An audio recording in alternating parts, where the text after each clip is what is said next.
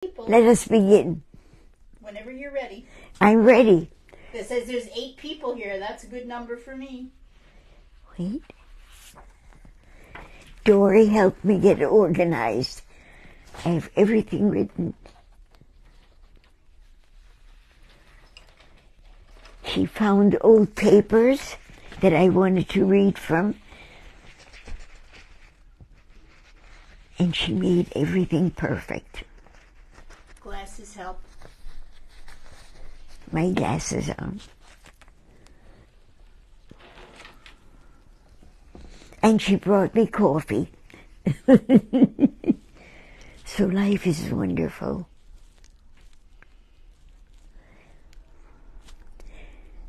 What I'm going to do, we had 2 things planned. One of them was, I got a lot of requests for people to tell me about lupus, which I had. If you don't hear me very well, cheer up. I don't hear you very well. My hearing is getting worse. But that doesn't stop me from trying. Okay? I ended up with lupus. I hit my knee in a car door, and it swelled up, and I went to the doctor, and they gave me pills, and the swelling stayed. And I went to other doctors, and everybody gave me pills, and nothing helped. Then the swelling went down, but suddenly my whole body changed. My ears were ringing. I was so weak. So let me do this. I want to be precise because it turned out that I got a doctor who had worked with incurable diseases, and very few people at that time knew what lupus was. So let me read what I had written. It was 6 weeks later, I went to a bone surgeon who cured my leg injury. But it was during this time, when my knee was getting better, that I came down with what seemed to be a cold. There was no sneezing or coughing, and I was weak and dizzy. 2 days later, it was over. But my body felt as if it were in a straitjacket, and my left ear had a ringing and a dullness in it. After a while, the ear became well, but my body became worse. They called it arthritis, but it didn't help. And the wonderful thing was, Eric and I had been working as volunteers in the prison system. And there were a group of people who were with us as volunteers, and they would meet at our house and plan the next time of going. And one of those evenings, one of the volunteers said, "By the way, Hedy, how is your leg doing?" And I don't remember whether I cried or whether I just sniffled. But I said, it's not my leg anymore. It's my whole body now. Now my voice is giving out. Do you want water? My voice. Do you want water? No, it's just... Okay. This. Shall I let Dory continue? Whatever you want to do. I'll let Dory. But I'm just going to read. I wasn't there for it. I'll just read what you wrote. Right. There was a day when a close friend... Okay.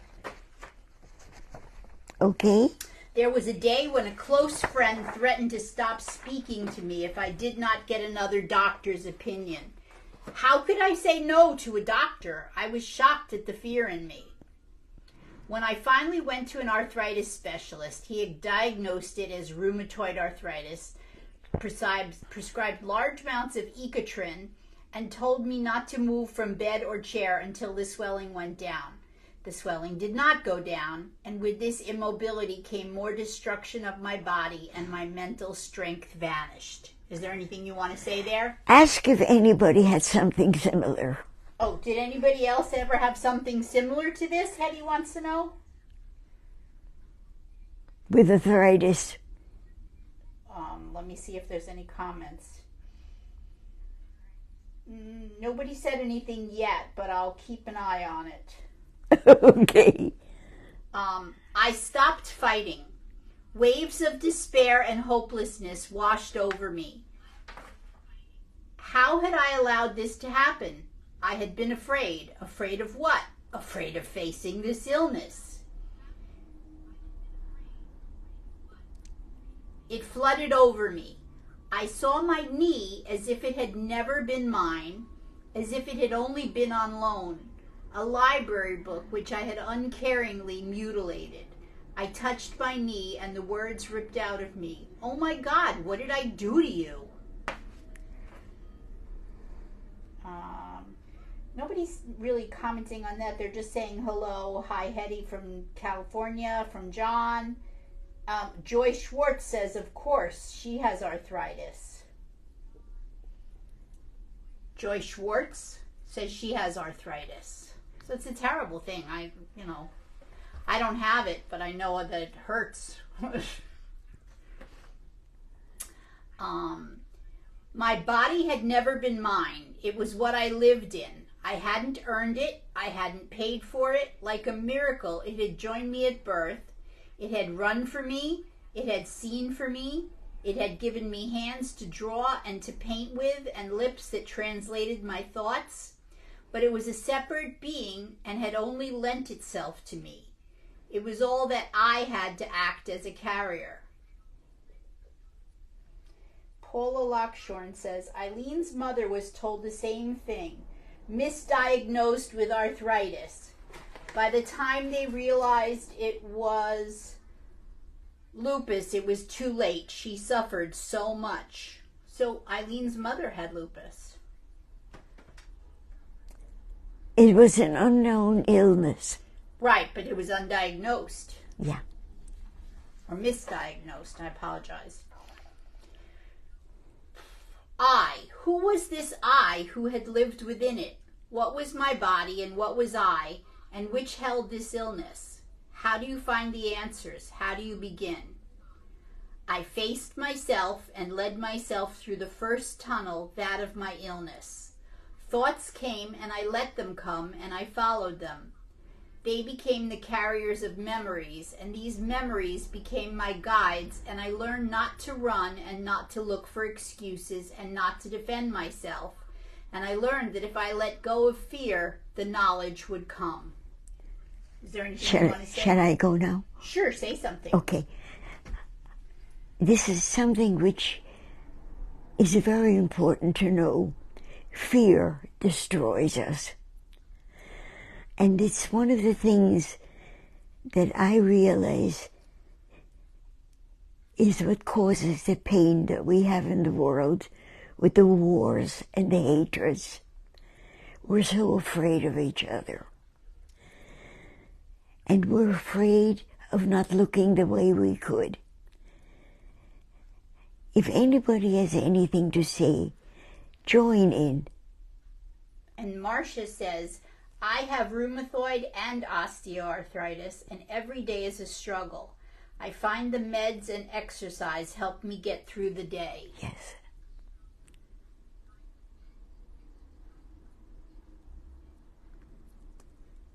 You know, speaking of exercise, I have a wonderful young man who comes here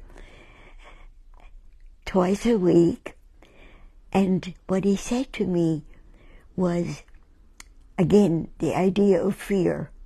Fear stiffens your joints. As you become afraid, you stiffen. And the stiffening causes anything loose in your muscles to become tight. He said one thing that really got to me. He said, if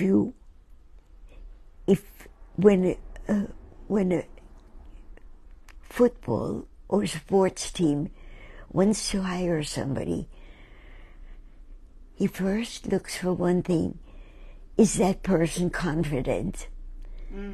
If there is no confidence, they don't hire them. Sure. There is confidence that does it. I must tell you, my friend Dory has confidence, but only because she looks at things, figures them out, and doesn't act on them unless that happens. Let me read to you. KINHA says, Hedy, I'm also inspired by your daily walks. And Dina says, hi, Hedy and Dory. Fear and faith can't live in the same mind at the same time. Fear into faith. Love, Dina and Jeff. This is so true, because it shuts out everything else. Well, they would negate each other. You have to have faith. We're going to do something else afterwards. I just am waiting for a few more comments. Okay. And we'll continue this a little bit every week. So do you want me to stop here? Or do you want me to read more? Ask people. What do you think? Should we read some more about lupus, or do you want Hedy to speak about something else?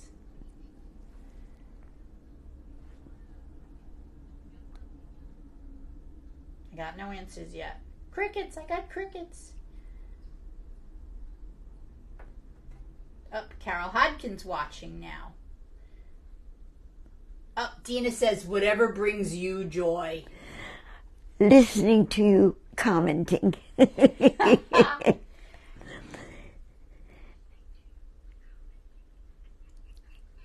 Shall I go to the next subject? Whatever you want to do, babe. Okay. Carol says, whatever you want to discuss. Okay. Something which has burdened me very much is the story of immigration into not only our country, but in the whole world. And how we in America are dealing. They talk of the people who are dispossessed and need to come to a shelter. They are talked about as if they were killers and all addicted to drugs. In other words, terrifying. But the only photographs that they have of these refugees are parents carrying children. I was a refugee, and through this wonderful Facebook, I became friends with somebody who read my programs, heard my programs, and began to tell me her story of being a refugee. And she began to send me articles, and we decided, both of us, she would like to be published. But nowadays, in my case, due to Facebook, it's free. And I love it. So I said to her, start writing and let me use it on Facebook. And what she did, she read about my Lower East Side stories. I never lived there. I only visited to sketch because I loved drawing there. But it sat in my heart as if I belonged. I've painted so many parts of New York, but the only part that I kept going back to was the Lower East Side.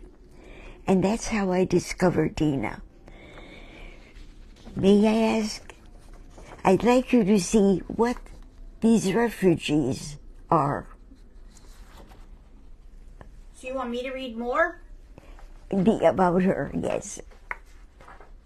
Okay. I'll hold this for you. No, I'm good. No, because you can't. You'd have to hold it out with both your arms.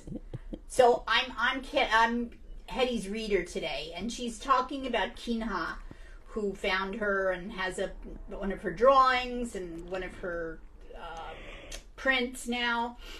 But she says, "Dearest Hedy, I was Googling around for an image of the Lower East Side from the New Yorker, and I came upon an article on Kosar's Newish Jewish at Kosar's and Beyond, the New Yorker.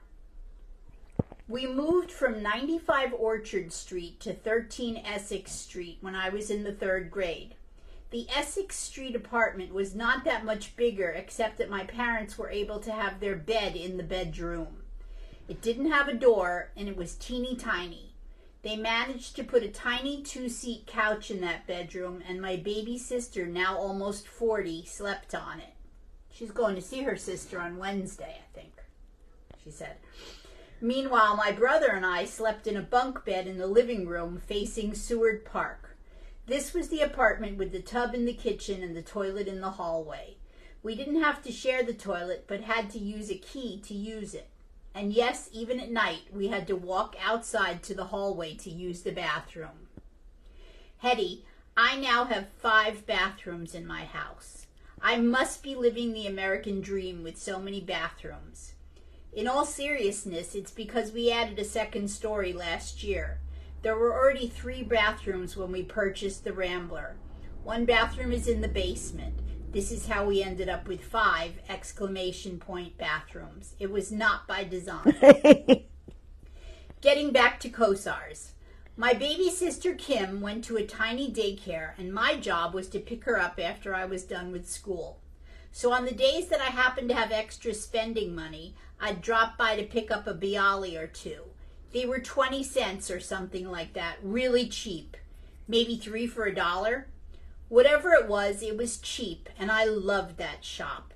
Sawdust covered the floors, flour in the air, and the smell of those bialys and bagels with onions permeated into our hair and clothes. When you get tired of paint, but if you're not tired, keep going. I'll just finish this, just a couple more paragraphs. Wonderful. Of course, Kosar's is now charging an arm and a leg for those bialys, and they are not the same. The place is devoid of sawdust flooring, no discernible smell. Now that I'm 48, I find myself wanting to go back to that part of my life and, of course, remember my brother. Eli turns 17 next year. Now, this was in 2022, just to clarify. I saw Eli's high school picture and saw my brother staring back at me. His middle name is KINHA, named after my brother. It is that part of me that wants to remember my brother because it ended so abruptly. Now that I'm fairly secure in my work, I feel I can finally look back. So your work allows me and helps me with the memory of that time period. Picturing you sitting a store or so away from Kosar's. You are also right across from Essex Projects. I'll tell you about the projects later. I can't remember if I told you about Blimpies, but that has to be another email. Mom used to get us Danishes there. How I loved those Danishes. It was probably nothing special, but I can't eat a Danish without thinking back to Blimpies. I'm going to close for now. Friday night, and we're picking up sushi for us and Chipotle for the kids. Then a movie on Netflix. I still have to submit 2 more invoices to the government. Hedy, just in case your kids think I'm some weirdo, they can Google me and know that I'm legitimate. John Taracusa sent a link too. So I'm going to read just a couple comments. Eileen's watching and she says, Hedy, if you watch some of the college commencement ceremonies, you will see that many of the graduates are from immigrant families, some of the highest achievers. We don't celebrate our immigrant communities enough. We need to recognize these students who persevere despite the oppression they feel in our country. And I'll show you John's link later because I can't do it right now. But John sent a link too. Your turn. Okay. This is Mondays with Hedy, not Mondays with Dory. God bless you, Dory. Okay. Okay. What I'd like to say is you can change the system Sure. so easily. Realize your own background, and I'm sure your grandparents didn't own the kind of machinery that we're using to hear each other. And as we progress, try to be kinder. That's the only thing, but we've gone further back. We wear better sneakers, but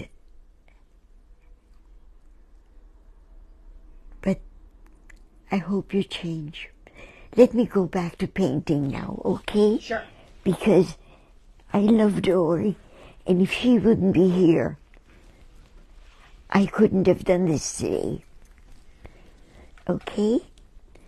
Just to let you know, it's 7:22, so you've got 8 minutes. Okay? Okay. My painting is open, and we'll begin right now. First of all, I have a neighbor who loves animals, but really understands them. Who's that, Kathy? Yes. And I'm going to... Kathy has... Wait, first, let me... What do you want to do? The light, which is over there. Okay. Let me hold this for you. You keep doing your thing. I can do it. So you're Can going you? to turn it on, right? Yes. Like that? Oh, she's wonderful. Poof. Kenny met Dory when he needed to have somebody work in his office. Little did he know that I needed her even more. Okay. Hedy, where are your glasses? Right there. They're right here.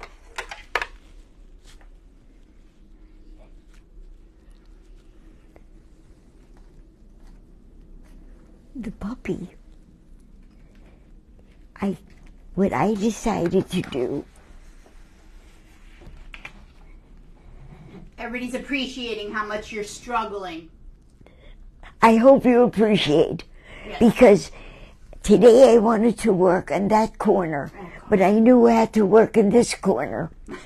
So this will be next, but not today. Okay, this is when my family and I left Vienna.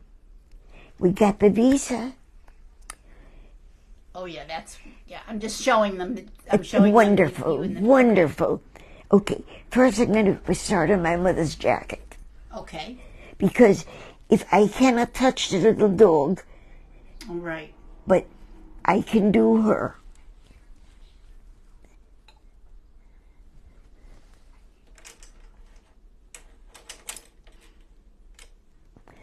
The little dog is named Cooper. Okay. And Cooper passed away. And Kathy, who's back here with the horse, sent me the photographs of Cooper. And today he's very wet because I worked on him. What I'm going to do right now is I'm going to, in those days, women wore sort of, what were they called again? The people that sew the shoulders. Shoulder pads? Shoulder pads, thank you. Back in the day. Back They're in coming the day. back, though. They're coming back. Well, I'll tell you, they made people like me look taller. And broader. Broader, but also taller. And I'm waiting for them to come back.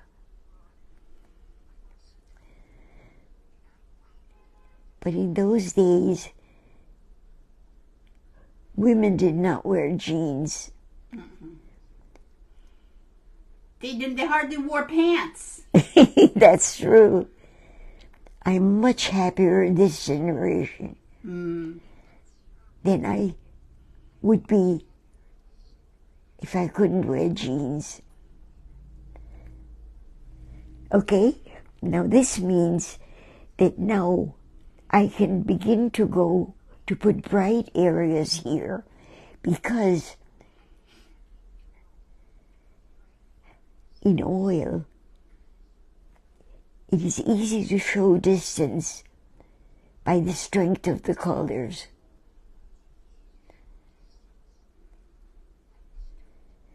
Eventually I'll be able to put shadings in here, but not yet because it's so wet.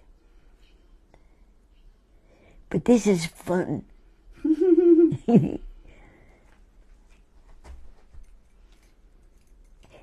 In those days, women wore trench coats. As a matter of fact, when I was a volunteer in the Nassau County Jail, one of the young people whom I was counseling said, "Why do you women all dress like uniforms? Everybody who comes in here, I know they could afford to buy different things, but they just wear trench coats." So you see, we've changed, because right after the trench coats, there came jackets which were like balloons. So I do not really know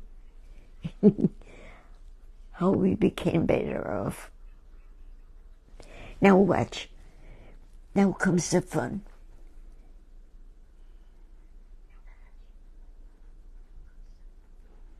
This color red, when put on top of black,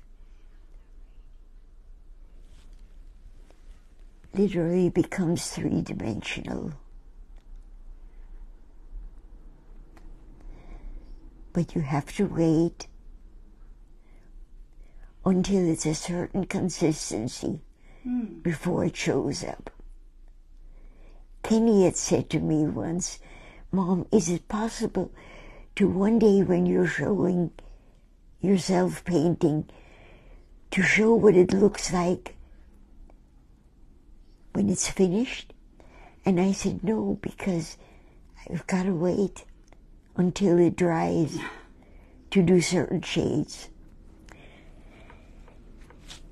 And look how nice this looks now, because I want to add some orange to make it brighter. And it's just the right consistency now. But to get that, you have to have the patience of a saint.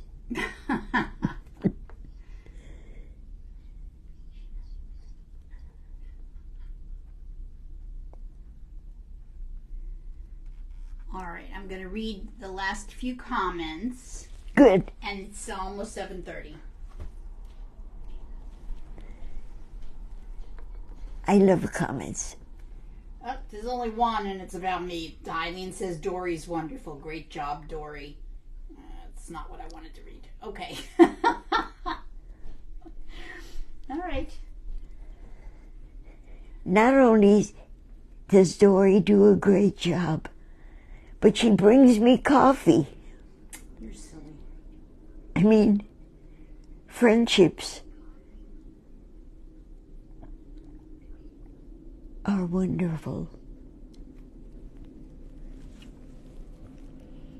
How are we doing? It's 7:30.